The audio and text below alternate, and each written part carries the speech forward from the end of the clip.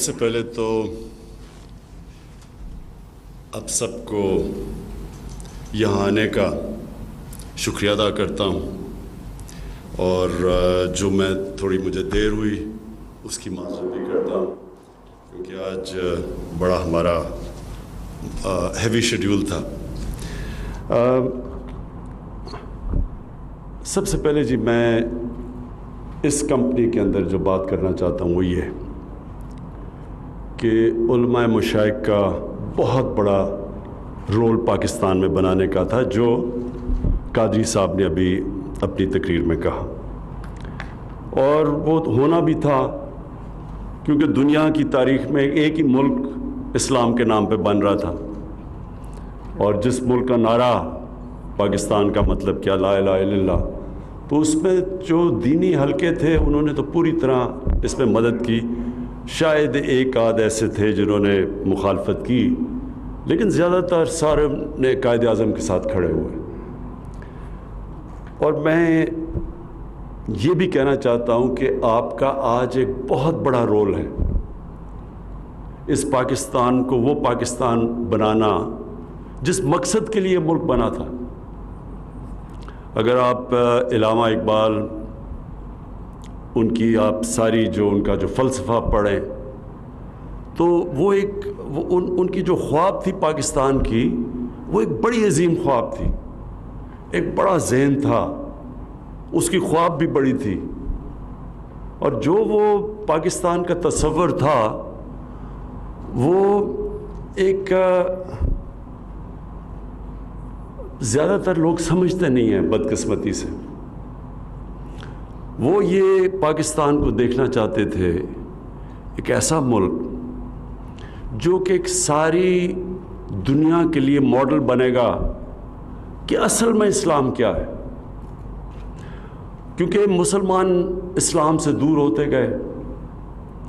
اور ایک بہت عظیم مسلمان اسکالر تھے محمد عبدو، تو میں ان کا پڑھ رہا تھا کہ وہ جب آج سے پتہ نہیں 125 سال پہلے وہ جب مغرب گئے اور پھر جب مغرب سے واپس آئے، مصر واپس آئے، تو انہوں نے مغرب میں کہا کہ وہاں اسلام تو نہیں تھا، نہیں وہاں مسلمان تو نہیں تھے، لیکن اسلام بڑا دیکھا، اور جب واپس مصر میں آئے تو کہا مسلمان تو بہت ہیں لیکن اسلام نظر بہت کم آتا ہے۔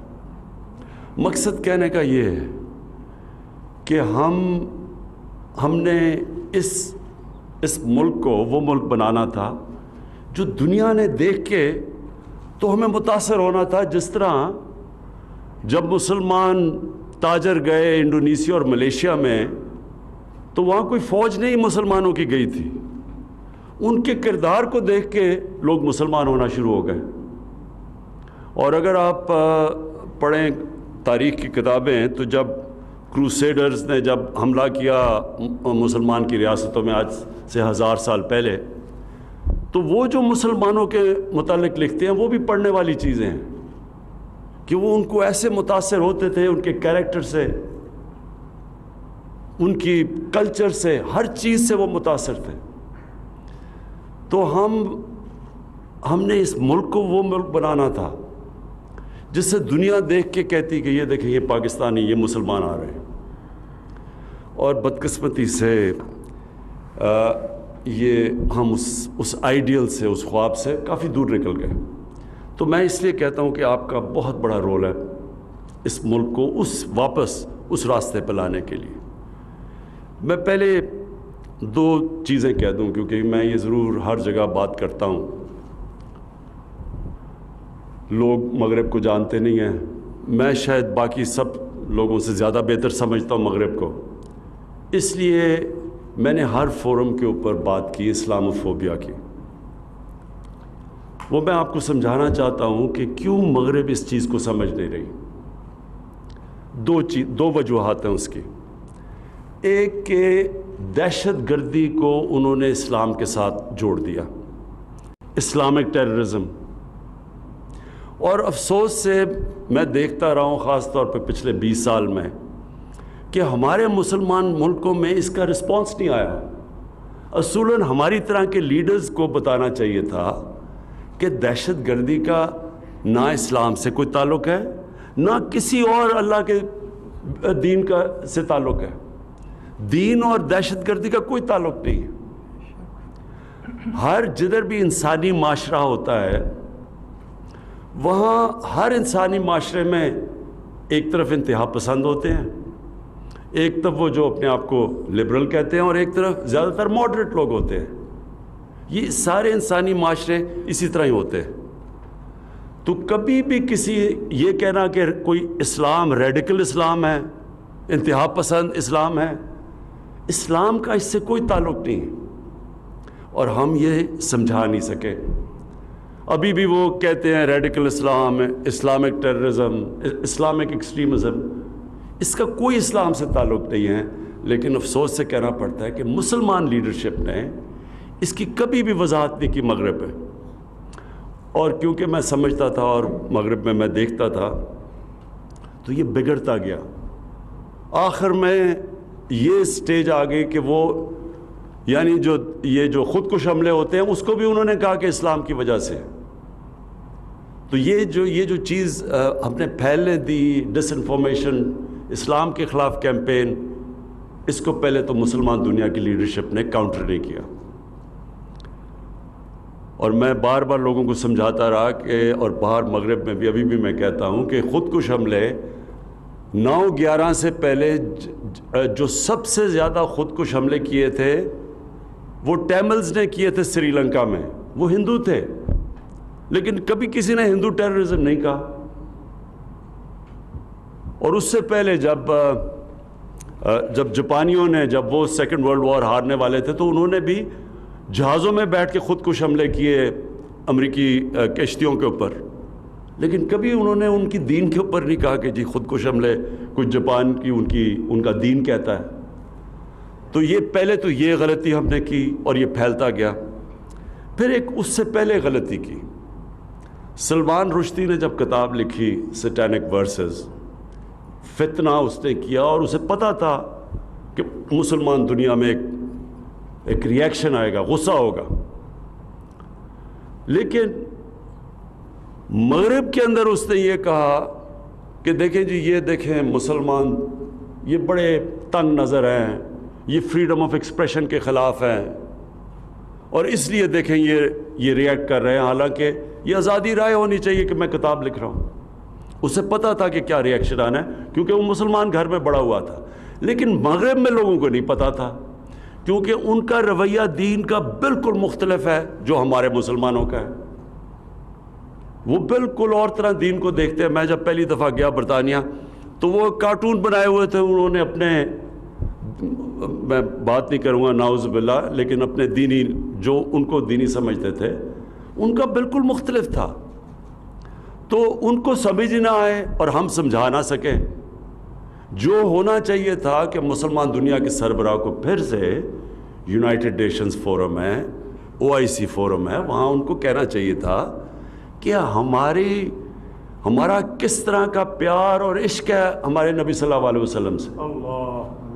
ہمیں سمجھانا چاہیے تھا کیونکہ ان کو تو سمجھ نہیں تھی، اور ہمیں ان کو بتانا چاہیے تھا کہ یہ آزادی رائے کے نام پہ ہمیں تکلیف نہ دیں ان کے اوپر اپنے نبی صلی اللہ علیہ وسلم کی بے حرمتی کرتے ہوئے. لیکن نہیں کیا کسی نے. اور ہوا کیا کہ یہ جو فتنہ تھا، جس کو پتہ تھا کہ مسلمان ریئیکٹ کریں گے، وہ بار بار کبھی کارٹون لے آئیں، کبھی کچھ لے آئیں اور تکلیف دیتے رہے مسلمانوں کو جو پھر ریئیکٹ کرتے تھے. تو وہ موقع مل گیا اسلامو فوبیا کا. اور مسلمان جو رہتے ہیں، ہمیں تو اس کا اتنا اثر نہیں ہوتا، لیکن آپ کو حیران ہوں گے کہ جو مسلمان رہتے ہیں آج مغربی دنیا میں، بلکہ ہندوستان میں بھی، کتنی مشکلوں کا ان کو سامنا کرنا پڑتا ہے اسلامو فوبیا کی وجہ سے. ہماری عورتیں جب وہ اپنا سر کور کرتی ہیں اور وہ جاتی ہیں پبلک میں تو ان کے اوپر آوازیں لگاتے ہیں، ان کو برا بھلا کہتے ہیں. ہمارے جو دینی لوگ جن داڑیاں رکھ کے جب پبلک میں جاتے ہیں، جو وہ سمجھتے ہیں مسلمان ہیں، ان کو برا بھلا کہتے ہیں. وہ صرف اس وجہ سے. نیوزی لینڈ کے اندر ایک بندوق والا دہشت گرد جا کے 50 مسلمانوں کو قتل کر دیتا ہے، تو اسے کیا پتا کہ جب اسلام اور دہشت گردی کو اکٹھا کر دیا تو لوگوں کو کیا پتا کہ کون سا مسلمان دہشت گرد ہے یا کون سا مسلمان انتہا پسند ہے، وہ تو سب ایک ہو گیا ان کی نظر میں۔ تو اس لیے وہاں مغرب میں مسلمانوں کو بڑی تکلیفوں کا سامنا کرنا پڑتا ہے، اور اس کی وجہ یہ کہ ہم مسلمان دنیا کے جو سربراہ ہیں، ہم نے کبھی یہ کوشش نہیں کی سب نے مل کے اس کو انٹرنیشنل فورمز پہ اٹھانے کی۔ اس لیے میں OIC میں بھی یہ چیز اٹھائی، آتے ساتھ ہی یونائٹڈ نیشنز میں بھی اٹھائی، اور بار بار دوسری دفعہ پھر اٹھایا کہ کوشش کر رہا ہوں۔ اور پھر میں نے سارے مسلمان سربراہ کو لیٹر لکھے کہ جب تک ہم سب مل کے مغرب کو نہیں اپروچ کریں گے، یہ بار بار اس طرح کی چیزیں ہوتی رہیں گی اور ہمیں تکلیف ملتی رہے گی، اور ان کو موقع مل جائے گا کہنے کا کہ دیکھیں جی کتنے تنگ نظر ہیں مسلمان۔ جبکہ یہودی کیونکہ وہ آرگنائزڈ ہیں، آج کسی کی مجال نہیں ہے، کوئی بھی یہودیوں کے خلاف بات نہیں کر سکتا وہاں مغرب میں۔ وہ ایک ورڈ استعمال کرتے ہیں، جو بھی اسرائیل کی بھی کوئی تنقید کرے وہ اینٹی سیمائٹ کہہ دیتے ہیں، سب چپ ہو جاتے ہیں، کوئی بات نہیں کرتا۔ اور جو ہولوکاسٹ ہے، جس جو ایک بہت بڑا ظلم ہوا تھا یہودیوں کے خلاف جرمنی کے اندر، تو آج اس کی آپ آزادی کے رائے کے نام سے اس کے اوپر کوئی بات ہی نہیں کر سکتے، اس طرح کا اس کی کوئی منفی بات نہیں کر سکتے۔ 4 یورپین ملکوں میں جیل میں چلے جاتے ہیں آپ، تو وہاں آزادی رائے نہیں ہے، لیکن ادھر وہ آڑ لے لیتے ہیں آزادی رائے کی۔ اور میں اس کو زیادہ اپنی کمزوری سمجھتا ہوں، اپنی مسلمانوں کی۔ اور انشاءاللہ میں آپ سب کو یہاں یہ کہتا ہوں کہ میں پوری کوشش کرتا رہوں گا، مسلسل کوشش کروں گا، مسلمان دنیا کے سربراہوں کو میں پوری ہر طرح جب بھی میں ملتا ہوں میں ان کو بھی کوشش کرتا ہوں، اور مغرب کے بھی جب ان کے سربراہ کو ان کو بھی میں سمجھانے کی کوشش کرتا ہوں کہ یہ ایک انسانوں کے اندر تقسیم ہو رہی ہے، یہ جب آپ ہمارے نبی صلی اللہ علیہ وسلم کی شان میں گستاخی کرتے ہیں۔ اب جی میں صرف آپ کو یہ بتا دوں کہ میرے نظر میں کوئی اسلام کا اسکالر نہیں ہوں، لیکن ایک طالب علم ہوں، اور میں کافی اسٹڈی کرتا ہوں اور کرتا رہا ہوں اور کافی دیر سے کر رہا ہوں۔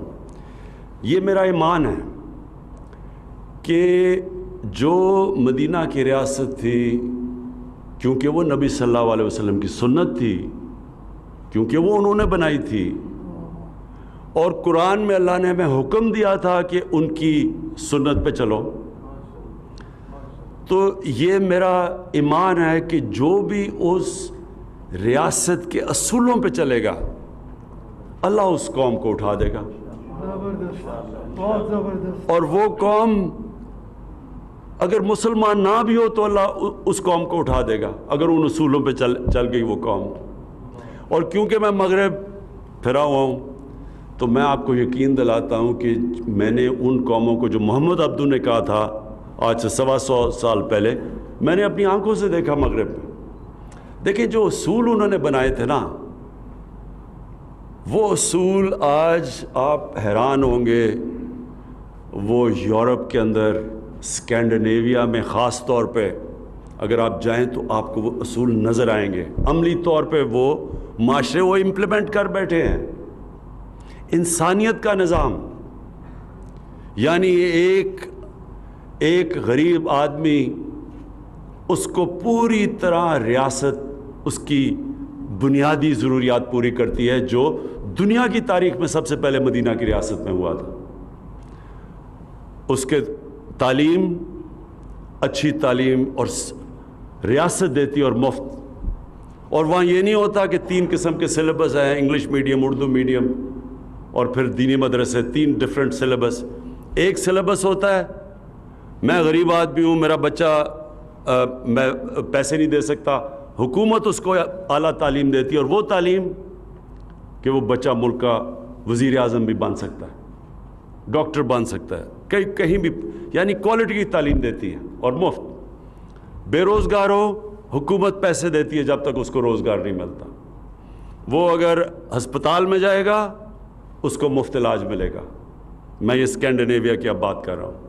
عدالت میں جائے گا لیگل ایڈ ملے گی, حکومت وکیل کر کے دے گی اس کو. اس کو ایک فلاحی ریاست کہتے ہیں. یہ چیزیں ہمارے نبی صلی اللہ علیہ وسلم نے مدینہ میں کی تھیں, جس سے انہوں نے عام آدمی کے لیے ساری بنیادی ضروریات پوری کی تھی. اور دوسری چیز جو انہوں نے مدینہ میں کیا تھا وہ رول آف لا, قانون کی بالادستی. قانون کی بالادستی یہ کبھی بھی آج تک, میں آپ سارے علماء اور مشائخ کے سامنے کہنا چاہتا ہوں کہ کبھی بھی آج تک کوئی دنیا کا معاشرے نے ترقی کی نہیں جدھر قانون کی بالادستی نہیں ہوئی. کوئی آج اٹھا کے دیکھ لیں, آج دنیا کے خوشحال ملک دیکھ لیں, سارے جتنی زیادہ قانون کی بالادستی, رول آف لا, جتنا انصاف کا نظام, اتنا ہی وہ ملک خوشحال ہے. تو جب انہوں نے نبی صلی اللہ علیہ وسلم نے کہا کہ اگر میری بیٹی بھی قانون توڑے گی تو اس کو سزا ملے گی, اور پھر کہا کہ تمہارے سے پہلے بڑی قومیں تباہ ہوئیں جدھر طاقتور کے لیے قانون اور کمزور کے لیے دوسرا. یہ یاد رکھیں کہ یہ ایک پورا فلسفہ ہے اس کے اندر. اور ہمارے سامنے آج آپ تماشا دیکھ رہے ہیں کہ اربوں روپے کے کیسز ہیں لوگوں پہ, اور وہ کہتے ہیں ہمیں NRO دے دو. غریب لوگ جیلوں میں مرے ہیں, جنہوں نے گائے چوری کی, بھینس یعنی موٹر سائیکل چوری کیا, وہ تو جیلوں میں چلے گئے. تو جن کے پاس ثابت ہو گیا کہ اربوں روپے انہوں نے اس ملک کے چوری کیے ہیں اور باہر لے گئے ہیں, وہ کہتے ہیں ہمیں NRO دے دو. یہ آپ کے سامنے ہو رہا ہے. یہ اسی لیے ہمارے نبی صلی اللہ علیہ وسلم نے کہا تھا کہ بڑی قومیں تباہ ہوئیں تمہارے سے پہلے, جو یہ بڑوں کو, طاقتور کو, ڈاکو کو NRO, اور بیچارے چھوٹے لوگوں کو پکڑ کے جیل میں. چھوٹے لوگوں کی چوری سے تو ملک نہیں تباہ ہوتا. آپ گائے بھینسیں, یہ موٹر سائیکل اور تھوڑی چوریاں, اس سے ملک نہیں تباہ ہوتا. ملک تباہ ہوتا ہے جب ملک کا وزیر اعظم اور اس کے وزیر چوری شروع کرتے ہیں. اور آج تیسری جو ہم کہتے ہیں یہ ڈیولپنگ ورلڈ, یہ جن کو تھرڈ ورلڈ کہتے ہیں, ڈیولپنگ ورلڈ, غریب ملک, آپ ایک ایک غریب ملک کو دیکھ لیں, ہر جگہ ان کے سربراہ, ان کے وزیر اعظم, ان کے وزیر وہاں سے ملک کا چوری پیسہ کر کے باہر لے جاتے ہیں. ایک ایک ملک میں آپ کو بتا سکتا ہوں. ہر سال, یہ ذرا آپ سب کے لیے, ہر سال 1000 ارب ڈالر غریب ملکوں سے چوری ہو کے امیر ملکوں میں جاتا ہے. 1000 ارب ڈالر. یعنی ہمارا جو, آپ یہ سوچیں کہ ہمارا جو سالانہ بجٹ ہے وہ زیادہ سے زیادہ 60 ارب ڈالر ہے. تو 1000 ارب ڈالر صرف غریب ملکوں سے چوری ہو کے امیر ملکوں پہ جا رہا ہے. تو اس لیے وہ کیوں چوری ہو کے جاتا ہے؟ وہاں بھی یہی ہو رہا ہے, طاقتور NRO اور غریب آدمی جیل میں. تو یہ نظام جو حضرت, اور اس کو کہتے ہیں ظلم کا نظام, اور اس کے لیے حضرت علی رضی اللہ تعالیٰ نے کہا تھا کہ کفر کا نظام چل جائے گا لیکن ظلم کا نظام اور ناانصافی کا نظام نہیں چل سکتا. تو میں جو آپ سے چاہتا ہوں, 4 چیزیں آپ سے چاہتا ہوں. ایک تو مدینہ کی ریاست کے اصول, یہ پلیز آپ ہر جدھر بھی آپ بات کرتے ہیں لوگوں کو بتائیں تو صحیح کہ وہ اصول کیا تھے. وہ جو انہوں نے نبی صلی اللہ علیہ وسلم نے جو اصول کے سیٹ اپ کیا تھا, جو بنیاد بنائی تھی اس کی, وہ کوئی وجہ تو تھی کہ وہاں ہمیں قرآن کہتا ہے ان کی زندگی سے سیکھو, اللہ کہتا ہے ان کی زندگی سے سیکھو, کہ وہی قوم جس کی کوئی حیثیت ہی نہیں تھی وہ دنیا کی امامت کی انہوں نے. اور یہ نہیں کہ کوئی صدیاں لگی, یا 15-20 سالوں کے اندر ان کی ہجرت کے بعد 15-20 سالوں کے بعد 2 سپر پاورز گھٹنے ٹیک گئیں.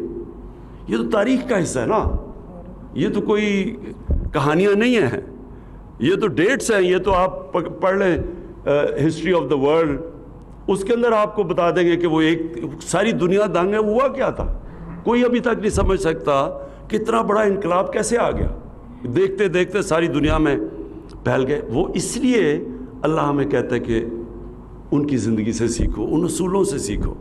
قوم کو اوپر اٹھانا ہے تو وہ اصول وہ طے کر گئے تھے. تو میں آپ سے یہ ریکویسٹ, آپ علماء اور مشائخ آپ جانتے ہیں ساری چیزیں, تو آپ کو اس کے اوپر پورا لوگوں کو آگاہ کرنا چاہیے. اور ان مدینہ کے اصولوں کے اندر جو میں چاہتا ہوں کہ ایک چیز جو مجھے بڑا مسئلہ آ رہا ہے اپنے ملک میں, وہ ضرور آپ بات کریں. مولانا رومی, ان سے کسی نے پوچھا کہ قوم کیسے مرتی ہے. مولانا رومی نے کہا کہ قوم تب مرتی ہے, انہوں نے 2 درختوں کا بتایا, ایک بڑا خوشبودار اور ایک بڑا بدصورت درخت. جب ایک قوم ان کے اندر فرق کرنا ختم کر دیتی ہے, قوم مر جاتی ہے. جب قوم ایک اچھے اور برے کی تمیز ختم کرتی ہے, قوم مر جاتی ہے. دیکھیں, پیسہ چوری ہوتا ہے پھر آ جاتا ہے, قوموں کے لیے پیسہ آتا جاتا ہے, لیکن جب ایک قوم کی اخلاقیات تباہ ہوتی ہے تب قوم مرتی ہے. اس لیے یہاں جو ظلم ہوا ہے نا ہمارے ملک میں, کہ میں دیکھتا ہوں ایک ہمارے 8-9 ہمارے بڑے بڑے صحافی وہ جا کے عدالت میں چلے گئے کہ جی ایک آدمی جو سپریم کورٹ نے کنوکٹ کیا ہے, جس کو جو ملک سے جھوٹ بول کے باہر بھاگ گیا ہے, جس کے پتہ ہے کہ اربوں روپے باہر پڑے ہیں, یہاں کا چوری کیا ہوا پیسہ, اور وہ کہتے ہیں جی اس کو تقریر کرنے کی اجازت دی جائے. یعنی ہم کیا میسج دے رہے ہیں اپنے نوجوانوں کو, اپنے یوتھ کو کیا میسج دے رہے ہیں کہ چوری کرنا کوئی بری چیز نہیں ہے, کہ آپ ملک سے جھوٹ بول کے فرار ہو جائیں, کوئی فکر نہیں ہے. آپ کے پاس اربوں روپے کی باہر پراپرٹی, آپ جواب ہی نہیں دے سکتے, لیکن آپ کو تقریر کرنے کا موقع دیا جائے. میں کیونکہ مغرب کو پھر میں آپ سب کے سامنے رکھنا چاہوں, کیونکہ میں جانتا ہوں, آپ یقین کریں کہ اگر اس طرح کوئی آدمی وہاں یہ کرتا پبلک کے پیسے سے تقریر کیا, وہ کسی محفل میں نہیں بیٹھ سکتا تھا. دیکھیں, یہ جو کرپشن ہے نا, یہ ملک کی سب سے بڑی کینسر ہے, لیکن اس سے کبھی قانون سے نہیں لڑا جاتا. ہاں, ہم قانون سے لڑ رہے ہیں, آپ دیکھ رہے ہیں, ہم قانونی کارروائی ہو رہی ہے, لیکن قانون سے پورا معاشرہ لڑتا ہے, کیونکہ معاشرے کا پیسہ چوری ہوا ہوتا ہے. میرا تو نہیں پیسہ چوری ہوا, تو پورا معاشرہ اس کا مقابلہ کرتا ہے. اور تب معاشرہ جیتتا ہے جب ایک تھانے دار یا پٹواری بھی رشوت لیتے ہوئے ڈرے کہ لوگ کیا کہیں گے اگر پتہ چل گیا لوگوں کو. یہ سمجھنے کی بات ہے. جب معاشرے کے اندر ویلیو سسٹم یہ ہو جاتا ہے کہ وہ معاشرہ ایکسیپٹ ہی نہیں کرتا جو آدمی اس معاشرے کے پیسے چوری کرے, قانون توڑے, تب وہ معاشرہ جیتتا ہے کرپشن کی جنگ. سنگاپور کے اندر, سنگاپور ہمارے ساتھ ہمارے تھوڑی دیر بعد آزاد ہوا, ادھر ایک پرائم منسٹر آ گیا, وہاں بھی کرپشن تھی. اس نے آ کے, وہ خیر چھوٹا ملک تھا, اس نے آ کے آہستہ آہستہ آہستہ اس کو 5-10 سالوں کے اندر اس نے کرپشن پہ قابو پا لیا. لیکن پھر اس نے ایک اس طرح کی اخلاقیات سنگاپور کو دی کہ 15 سال کے بعد اس کے آنے سے اس کے ایک وزیر نے پیسے چوری کیے, کرپشن کی, وہ پکڑا گیا. وہ اور قریب تھا پرائم منسٹر کے, وہ قریب تھا وزیر. جب وہ پکڑا گیا اور اس نے کہا, اس کو جب سزا ہونی تھی, اس نے خودکشی کر لی. کیوں خودکشی کی؟ اس کو پتا تھا کہ معاشرے میں میری جگہ ہی حیثیت ختم ہو گئی ہے, اب میں نہ میرے رشتہ دار کہیں جا ہی نہیں سکیں گے, معاشرہ میں پوچھے گا نہیں. امریکہ کے اندر ایک برنی میڈوف, ایک نام, اربوں پتی بن گیا, اربوں پتی. اس کے اوپر فلم بھی بنی ہوئی ہے. وہ اس کے سارے بڑے بڑے امریکہ کے بڑے بڑے نام اس کو جانتے تھے, وہ پارٹیز ڈنرز پہ جاتا تھا. اس کے 2 بیٹے تھے اور ایک اور بیوی کے علاوہ 2 بیٹے تھے. وہ پتہ چلا 15-20 سال کے بعد کہ اس نے ایک بہت بڑی کرپشن کی. اب یہ ذرا آپ سنیں کہ کیا فرق ہوتا ہے معاشرے میں، کیسے معاشرہ کرپشن کا مقابلہ کرتا ہے۔ جب پتہ چلا اس کی بیوی نے اس کو طلاق دی، اس کے ایک بیٹے نے خودکشی کر لی، دوسرا بیٹا غم میں چلا گیا کہ جگہ کوئی نہیں ہے، وہ سٹریس کے اندر ہی مر گیا۔ یعنی یہ میں صرف اس کو آپ کو یہ کہہ رہا ہوں کہ اس سے خوف ہوتا ہے لوگوں کو کہ پکڑے گئے تو کیا ہوگا۔ تو ہمارے معاشرے میں بدقسمتی سے کرپٹ لوگ شام کو ٹی وی پہ بیٹھ جاتے ہیں، وہ جا کے ان کو ایسے رکھتے ہیں جیسے کہ پتہ نہیں یہ معاشرے کا حصہ ہے۔ جب آپ یہ لوگوں کو پیغام ہی نہیں دیں گے کہ یہ بری چیز ہے تو قانون بنانے سے تو نہیں کرپشن ختم ہوتی۔ تو میں آپ سے یہ یہاں ہیلپ چاہتا ہوں، کیونکہ اس میں تو بڑا واضح ہے، قرآن میں اللہ کہتا ہے ایک بد کردار آدمی اور ایک نیک آدمی کو ایک ترازو میں تو نہیں، آپ وہ ایک تو نہیں ہے، آپ ان کو ایک طرح تو نہیں ٹریٹ کریں گے۔ جب آپ سزا اور جزا یا اچھے برے کی تمیز ہی نہیں کریں گے تو برائی میں تو پھر کوئی بری چیز نہیں ہے۔ شارٹ کٹ ہے، میں پیسہ بنا، میں کیوں محنت کروں جب میں پیسے بنا سکتا ہوں۔ اچھا جی، دوسری چیز، 4 چیزیں آپ سے چاہ رہا تھا۔ دوسری چیز یہ کہ میں چاہتا ہوں کہ آپ جب بھی بات کریں تو لوگوں کو صفائی کی طرف لگائیں۔ ہم مغرب میں جاتے ہیں، وہاں صاف ستھری جگہ ہوتی ہیں، وہاں جائیں آپ، یعنی ہم کیوں نہیں صاف ہو سکتے؟ ہم کیوں نہیں؟ اس پہ کوئی پیسے لگانے کی تو چیز نہیں ہے، یہ تو مائنڈ سیٹ ہے۔ تو میں چاہتا ہوں کہ جدھر بھی جو بھی موقع ملے آپ ضرور، کیونکہ آپ سب کے پاس آواز ہے، لوگوں کو سمجھائیں کہ جب نبی صلی اللہ علیہ وسلم نے کہا تھا کہ آدھا ایمان صفائی ہے تو کسی وجہ سے کہا تھا۔ ہم جو وضو کرتے ہیں یہ سمبولک ہے کہ ہم صاف لوگ ہیں۔ مسجد میں جاتے ہیں کہ اتنے گندے وہ باتھ رومز دیکھ کے وہ کوئی صفائی نہیں، کچھ نہیں، تو ہم اوپر سے اللہ کا نام لے رہے ہیں۔ اور یعنی وہ جو ہمارے نبی صلی اللہ علیہ وسلم نے بنیادی چیز کہ ہم صاف لوگ ہیں، میں وہی پھر آپ کو بتاؤں، میں نے کتاب پڑھا تھا کروسیڈرز کی، یہ جب پہلی دفعہ یورپ سے لوگ آئے اور جو مسلمانوں سے ٹاکرا ہوا ان کا، جب انہوں نے جروسلم کے اوپر واردات کی، تو وہ جو مسلمان کے اکاؤنٹ پڑھے وہ کہتے تھے کہ یہ نہاتے نہیں ہیں، ان سے بو آتی ہے، یہ ایسے، اور وہ کہتے تھے یہ بڑے صاف لوگ ہیں۔ حمام پہلی دفعہ انہوں نے زندگی میں دیکھے تھے جب وہ پہلی دفعہ آئے، تو یورپ میں تو تھا ہی نہیں ایسا۔ تو میں اب وہ الٹا ہو گیا، وہاں صفائی ہے اور ہمارا حالات برے ہیں۔ تو میں یہ دوسری چیز آپ سب سے چاہتا ہوں کہ معاشرے کے لیے، یوتھ کے لیے ضرور بات کریں صفائی کی۔ اور پھر سب سے امپورٹنٹ چیز دیکھیں، نبی صلی اللہ علیہ وسلم نے کسی نے ان سے ایک دفعہ پوچھا، ایک قریش کا آدمی، اس نے کہا جی میں اب 60 سال کا ہوں، میں عادتیں نہیں بدل سکتا، میرا سارا قبیلہ مسلمان ہو رہا ہے تو مجھے بھی ہونا پڑ رہا ہے، تو اب میں عادتیں نہیں بڑھ سکتا، مجھے ایک چیز بتاؤ مسلمان ہونے کی کہ میں عادتیں بھی رکھوں اور مسلمان بھی ہو جاؤں۔ انہوں نے کہا سچ بولا کرو۔ دیکھیں، میں آپ سب سے کہتا ہوں کہ اس کے اوپر پلیز زور دیں، سچائی پہ، یوتھ پہ، بچوں پہ، سب پہ، جدھر بات کریں آپ کی پھر سے میں کہتا ہوں آواز ہے۔ یہ جو ہماری، کیونکہ پھر سے میں کانٹراسٹ بتا رہا ہوں، آپ یقین کریں جن ملکوں کو ہم کافر کہتے ہیں وہ بڑے سچے لوگ ہیں، اخبار پڑھا ہوتا ہے، ویسے کوئی بھی نہیں ہوتا وہاں، وہ پیسے ڈالتے ہیں، پیسے رکھتے ہیں اور اخبار اٹھا لیتے ہیں، وہ تو کوئی پوچھنے والا نہیں ہے۔ ایک سچائی کا ایک پورا ایک ہمیں جہاد کرنی پڑے گی، کیونکہ بدقسمتی سے وہاں بھی ہمارے میں، مجھے کئی دفعہ بڑا افسوس ہوتا ہے کہ